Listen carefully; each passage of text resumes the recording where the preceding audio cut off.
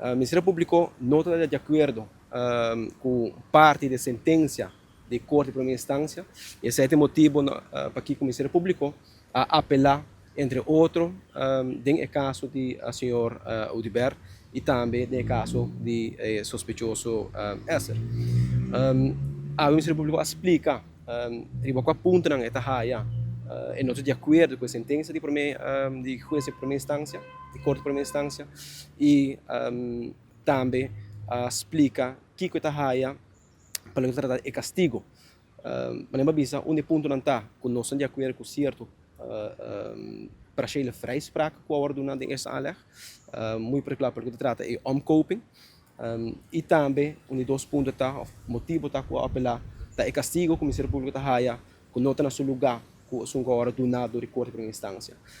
Mesmo de corte de primeira instância, o Ministério Público a pedir ao Hof para o trata de castigo, para dar castigo, em caso do senhor Udibert, de 3 anos de prisão incondicional, e também a pedir para quitar passief kiesrecht, of para dar a possibilidade para por stelselmäßig verkiesbaar durante o período de 6 anos, e também hecho que não por executar como trabalho de ambtenaar, seu ambt, também de período de 6 anos. Essa é a hora de pedir O Ministério Público eigenlijk quer vai back na fase anterior. Não quer o mar para fora de política, não quer o comida 6 anos inativo, não está contente com me porta membro do parlamento, com me porta de uma lista político e me vou participar normal. Não vai back na renter e sentença que não pede em primeira instância para nós. Pero lo que não bem dilante e me deve ser com um coração muito grande abrir.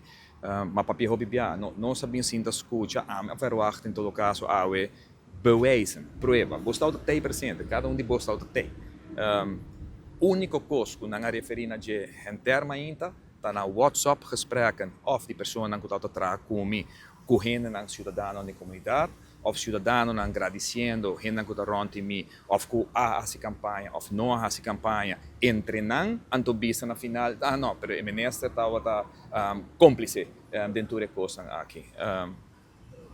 Nós estamos aqui com o juez da vista, naturalmente, se o juez vai considerar que se não a prova, a outra está para escutar o que nós temos que preparar ainda para o juez, de lo que não apresentava e não apresenta nada. Nada novo. E tudo o que nós temos é material que nós temos de bewijsmateriaal para o juez, bewijsmateriaal para mas que não baixa bala de 6 anos largo, agora em 3 horas o juez não sabe baixa bala de para desmentir e vir com prova e aclarar ponto por ponto o que queda abrir no momento aqui, que me está sumamente positivo.